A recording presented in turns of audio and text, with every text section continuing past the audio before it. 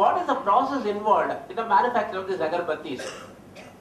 Number 3, when we went through the closing stock, we found that raw materials comprising of 10%, work in process consisting of 40%, and remaining 50% is finished goods. So we are in a dilemma now. As I told you, it is very easy for you to verify the raw materials part of it, because possibly based on the units, price, multiply that, arithmetical accuracy, check it, the raw materials are arrived at. The work in process, what exactly is the process which is involved, we wanted to know. So what we did was, we first sent our people. You go and visit the unit, tell them that we are coming for an inspection tomorrow. In fact, the surprise element should be there. But then we took a calculated risk by sending our people to understand what is the process involved. So by afternoon, we got a phone call from our people. They said, sir, the process which is involved is very simple. We asked them to explain what is the process involved. They get sticks, you know the agarbattis. Each agarbatti will be of this or possibly this length. And these agarbattis, the sticks which are used for the manufacture of the agarbattis, that is one type of raw material. And the sticks, they are getting it from the forest. With the arrangement with the forest department, they get only a particular type of tree alone, only that could be used for that. Because the agarbatti, you would know that it is required to burn for the period during the puja or whatever it is. If you are going to make use of some other stick which is not out of a particular tree, it will not burn. Therefore, the first point is the basic item which is required for manufacturing the agarbatti is by means of a stick, and the stick should come from a particular tree. That's the first point. And the tree is from the forest, and therefore you should get a clearance from the forest department for procuring the tree, for cutting into various pieces, and for making use of it for different uses. That's the first point. Second part of it is that what was the process which was involved in the agarbattis part of it. There are at least about 25 jars which are kept, jars, okay? And these jars are kept in a temperature which is sub-zero temperatures. And in each one of the jar, some particular chemical is added. And each one particular chemical, when it is mixed in a particular proportion, it gives rise to a particular smell, aroma. And these agarbattis which are being manufactured, these are called, let me not tell the name because we will be able to find out the unit there. These are called by some very, very captive names, very popular names. And all these were exported to Arabian countries, UAE, United Arab Emirates, and to some part in London and USA. These are the 3 countries which they were exporting. What happens is, the sticks will be taken from a forest, they will all be dried. Drying time for the stick to reach that particular place wherein they can allow the paste. All these chemicals will be converted into a paste, and depending upon the particular type of aroma which they would like to get it, there will be a person who will be testing the aroma. As you know, the tea taster, coffee taster, etc. are there. Similarly, smell taster is there. There is a person who is professional in that particular regard. He will be appointed by the company. He will be smelling to find out whether the particular desired smell as required by the counterpart, by the exporter is coming over there. And then the paste will be applied onto the sticks. And after applying the paste onto the sticks, then the sticks will be once again allowed to dry for some time. Thereafter it will be packed, and thereafter it will be exported. This is the process. So when we went for the physical inspection, first question which I asked is, how much time will it take for this process to be over? Before and after the application of the paste. That only is a longer period. Before you start applying the paste, the sticks are to dry for a minimum period of 30 days. After applying the paste, the sticks are to dry for a period of at least 10 days. In between, the process, application of the paste, will hardly take about 2 days. This is what they said. Roughly, if you look at the operating cycle part of it, then entire stocking process should be out in 2 days. Isn't it? When they say that process time is only 2 days for work in process, it would mean that the stocks which are held by work in process cannot be more than 2 days requirement. What did I say in the beginning? I said that 40% of the value which has been declared belongs to work in process. and the remaining 50% is by way of finished goods.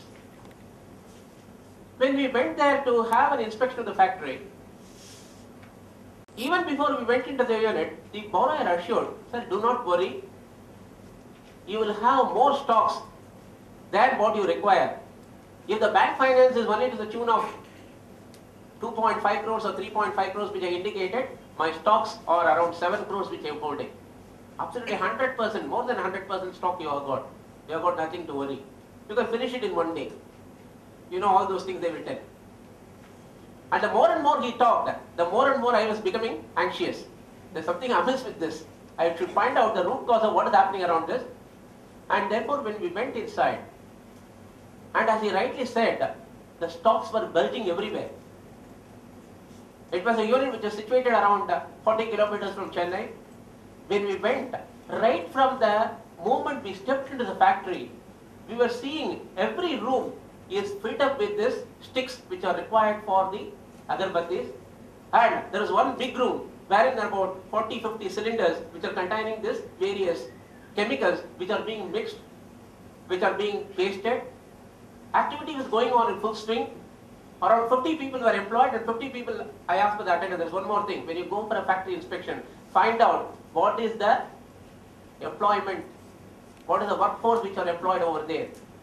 And you are required to verify whether the workforce is really over there. Very many times the workforce will not be there, and they will be brought to the forefront as and when they come to know there is going to be a stock inspection. Otherwise they will be away. Now here there are about 50 workers who are doing all that. And then he asked you, okay, what about this 50% of the finished goods which you are holding? He said, yes sir, these are all there. Cartons after cartons, all beautifully packed. And then he gave me a compliment, a big box, which was full of Agarbattis, which can last me for 3 years. I said, thank you. I just took one particular can to see whether how it smells. And it was a beautiful smell. The point is that he does have the stocks, and the backing for the security is there, drawing power is fully protected, workforce are there involved, and therefore in the normal course as a stock auditor, I would have been satisfied that yes, there are adequate stocks and the drawing power can be arrived at, whatever the drawings which are permitted are in order. Almost I was about to finalize the report like that. Then again the same question which my article clerk asked me, that was bothering me. How is it, if that be the case, why this 30% by way of work in process? I can be satisfied with the 10% of the raw materials, I can be satisfied with the 50% of the finished goods, but why is it is 30% in the work in process stage? So when we asked this question to him, he said, sir, this particular chemical which we are required to make use of, which will ultimately bring the desired smell, we are procuring it from Indonesia. Now, unless and until that particular element is added here, it will not take the fragrance which it is required to be brought. Okay, fine, fair enough, no problems. But then why are you not doing? I asked. Then he said, that particular unit which is required to supply us from Indonesia has been closed down. A very vital element, which is a very small fraction, unless that small fraction of the element is added to this particular thing, your process is not going to be completed. If the process is not going to be completed, the amount which is struck there is struck forever. Because he is not going to get the desired smell. When he is not able to get the desired smell, he is not able to export it to the outsiders, and that is why the other sales are happening over there. The moment we get to know about it, immediately we are able to finalize our report, and we made only 3 statements in our finalization report. The summary of the findings was like this. The first finding was, we wanted to give the comfort level to the bankers. We said that there are adequate stocks available. That's the first statement. The second statement what we did was that in so far as the composition of the inventory is concerned, we do have hesitation in confirming the realizable value of the items which have been declared under the work in process. We certify the value as given for the raw materials, as given for the finished good. However, we have got reservations in so far as the working process is concerned. And we are not competent to comment on the value which can be attributed to this working process. We do not know. Because as I told you, there are 36 or 40 cylinders which are kept, and it goes from one cylinder to another, another to another, another to another, and finally it is pasted. So at what point of time it will take the final shape, at what point of time I can declare with safety that the fragrance which is desired is there. That I am not able to do. With the result that 30% of the work in process, what has been declared, we said that at best we can only apply the same rate what has been applied in the case of the raw materials. The procurement cost alone we can give it. We will not be able to add any value addition to the work in process, and based on that we arrive at the inventory value like that. Based on that, a drawing power is like that. At this point of time, this is the overdrawal. You can take measures as you may deem fit. This is a report which you have given. And as I told you, immediately Pat gave the reply, sir, you are required to do a credit audit for this unit subsequently. So a blessing in disguise. A stock audit got converted into a credit audit. Subsequently, we went for a credit audit, and then we gave certain solutions as to how to overcome that. But the point what I wanted to drive home here is, please understand the industry. Please understand the process which is involved. Please do your homework. Identify the specific questions which you are required to ask, and where you are doubtful, where you feel that you will not be competent to comment on the valuation part of it, declare it so. There is absolutely no problem. None of us are all experts. I know about some industries, I do not know about some other industries, and therefore it is left to him. If they want, if the bankers want, let them hire a specialist in that area to find out what could be the value of the work in process. So this is what we have done in that. Another point which I wanted to say was another sharing of the experience, so to say.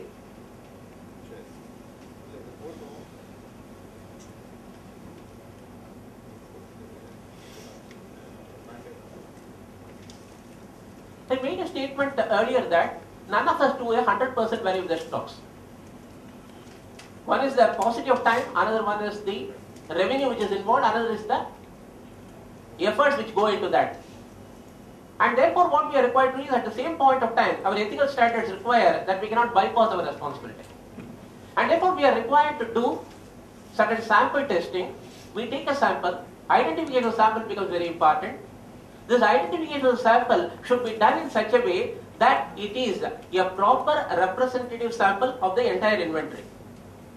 In other words, I should choose certain items from the raw materials part of it, some of the items from the work in process, some of the items from the finished good, and the sample which I have chosen, if I am satisfied with the findings of the sample, then I will admit that I will apply the sample to the entire inventory, arrive at the valuation part of it. However, if I am coming across with certain disastrous results with reference to the sample which I have taken, I will expand the sample size. Re-verify that again. If once again I get certain adverse features, then I would possibly decide on going for a full length verification. At that point of time, please make it known to the persons who are employed that your audit is taking more time than what you expected. You need not tell about adverse features, etc. Okay, at this point of time, you have not finalized your report as such. But only you find that there are certain aberrations here and there. As a result of the aberrations which has come there, you are required to expand the scope of the audit, you are required to extend the time of the audit, and possibly this is the point of time you should play for increase in your fees. Because of the work, additional work which is involved, this work will not be completed within the audit fees which has been given. Maybe you have to step up the fees. Just give you a feeler there. This is from the point of the professional attachment that I have got. And in fact, some of the banks, when you have pointed out that this is what is happening, immediately they said, okay, 25% hike is there, now you can complete the audit and give it. That's a different story altogether. But coming back to the question again, we have identified all the samples, and then after identifying the samples, I apply the tests which are required for the quantity, valuation, quality, etc. Quality we have not covered so far. Quantity and valuation we have covered. The quality part of it. Whether the stocks which have been declared, which are taken for the purpose of inventory, are they really having the quality to be sold in the market? In the example what I have cited, in the case of Agarbatti, but for adding that particular chemical, it will lose all its value. And therefore, it will not pass the quality test. And similarly, in respect of very many inventories, you will be finding there are items which are obsolete in nature, which are slow moving in nature, which are possibly not capable of being sold in the market. How are we going to make allowances for these items? This is the other question which we are required to ponder over as a practical difficulty which we encounter in the valuation part of it.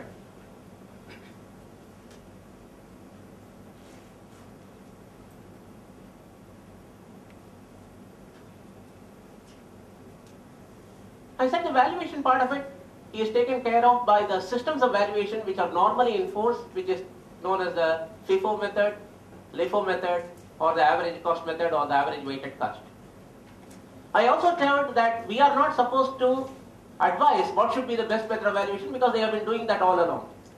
But then one point which we are required to look into and verify and satisfy ourselves is whether the significant accounting policies which are stated by the company and the valuation what they are following, are they in line with each other. They should not say something in their accounting policies and do something else with reference to the valuation part of it. So please ensure that the accounting policy what has been specified and the method of valuation what has been adopted are one and the same. Point number one. Point number two, there might be compulsions wherein a company is required to change their method of valuation. What they have been doing earlier and what they are presently contemplating could be two different things. They were doing earlier FIFO, now they are coming to LIFO method. If they are doing that, it is responsibility on your part, disclosure requirements. There is a change in the method of valuation. Possibly they are required to make a reference to this in the significant accounting policies itself. When there is a change in the method of valuation, what is the impact that it has got on the stocks and what is the impact it has got on the profits? You are required to comment on that also. We are required to find out what is the valuation as per the existing method, the new method, and what would be the differential, what consequence it will have on the profit if you happen to be the year-end inventory auditor. Otherwise, you don't have that responsibility. And one important aspect which every one of us should do, go for comparison of the figures. What is meant by comparison? What is the declared stocks, the closing stock of the raw materials, work in process, finished goods, etc. of this particular company last year? What are all the stocks which have been declared in the current year? And whether the values, do they have a correlation among themselves? The last year and current year. The absolute figure, that's the first comparison that you are required to do. The second comparison what you are required to do is all of us know that raw materials, the levels of raw material holdings are always expressed in terms of the raw material consumptions. Absolute figures do not mean anything to us. When we go and talk about the ratio analysis, which all the bankers will be doing when you are looking in the appraisal note part of it, you will be looking whether the holding levels are reasonable. Whether the holding levels are indicating a possible acceptable trend. These are the two questions you will be asking. Raw materials are expressed in terms of the raw material consumption. Work in process is always expressed in terms of cost of production, and finished goods are expressed in terms of cost of sales. Number of months holding of raw materials, number of months holding of work in process, number of months holding of finished goods, number of months holding of the receivables, number of months holding of certain creditors. How was it there in the last year? How is it behaving in the current year? This is the second comparison we are required to make. Without going and taking any audit at all, by making simply a comparison of these figures itself, a lot of insights will be coming into you. Based on the insight which you get from that, possibly you can explore the further options as to how to fine-tune your audit, what are the aspects which you are required to focus on, and how do we dwell on the report at the ultimate point.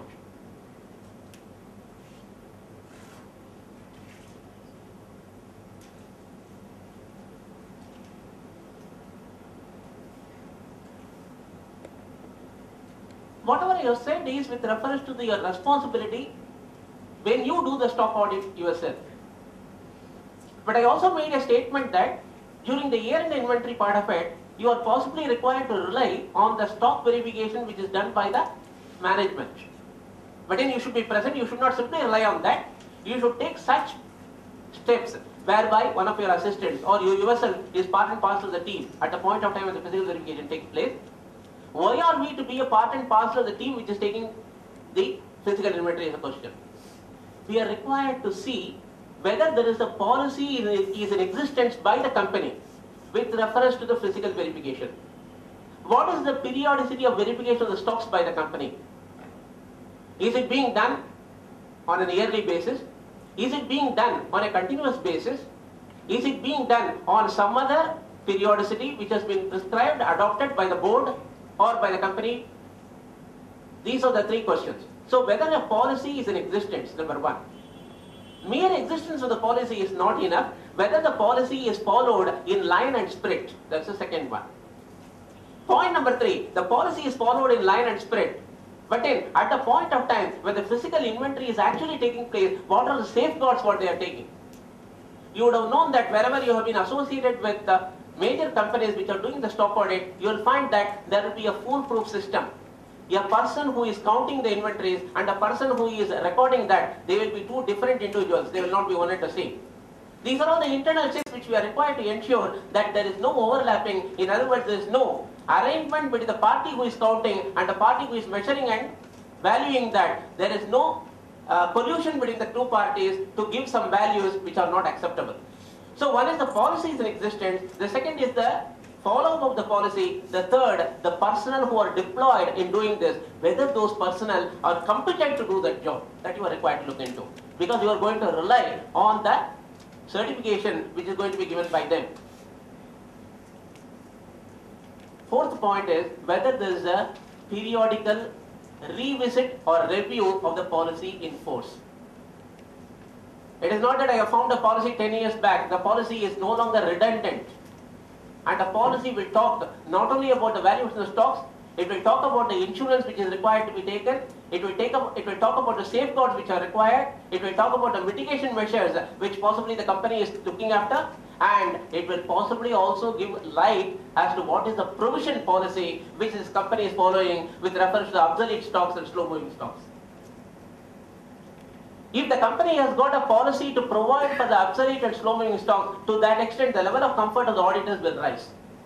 The company already has got a system wherein they are identifying these are slow moving stocks, these are obsolete stocks, these are stocks which are not going well in the market, and therefore I am reducing the rates of these stocks by some means.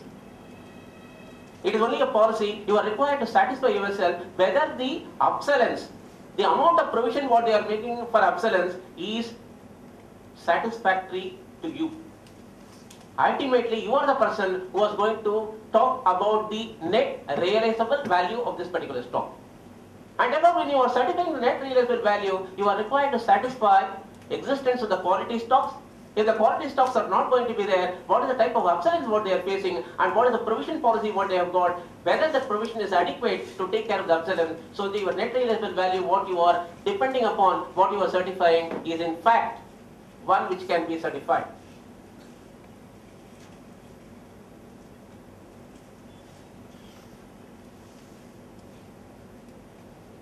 And when you are doing the study of the obsolescence, the provision possibly would have been made on some rough estimate. Suppose if a company is doing in a product which is perishable in nature, and if the company says that all my products which are 1 week old would be construed as fit for nothing, it will be dumped and it will be simply writing it off. Fair enough. And if suppose one company says that my stocks will be moving depending upon the season. If it is a festive season, my stocks will be moving fast. If it is a non-festive season, my stocks will be moving slow. The stocks are moving slow, but the stocks do have a market. Market is not there today. The market will come after a period of 6 months. Therefore, there is no need for providing any obsolescence in this regard. You might take a stand like that. You are required to satisfy yourself whether the contention which is given, the justification which is given is acceptable to us. And there are certain stocks which have been procured, which are being made use of. And you suddenly find that there is a government guideline which says that this particular commodity which is being produced is stalled outright from tomorrow. What has happened in one of the industries, all of you know, in Tamil Nadu. The government policies which have come suddenly into force, as a result of which the entire stocks what they have produced will not be marketable at that point of time. If the stocks are not going to be marketable, obviously you cannot add any value to that. The stocks do have a value till yesterday, but today because of the government guideline which is coming to force, the stocks are of no value. So you are required to be abreast of the economic conditions which are there and what is happening in the market with reference to that particular industry, and keeping that in mind, you are required to value the inventories and give you a certification thereof. And similarly, in respect of items like the computers, electronic items, etc., where the technological obsolescence is very fast. The items are replaced overnight. If somebody is doing in mobile phones, the mobile phone what I purchased yesterday became too old today. A new mobile phone is coming into the market. And therefore the obsolescence due to the technological development, obsolescence due to the perishable nature of the commodity, obsolescence due to the policy guidelines which are given by the government, all these things will have a bearing in the stock valuation what we are going to attempt.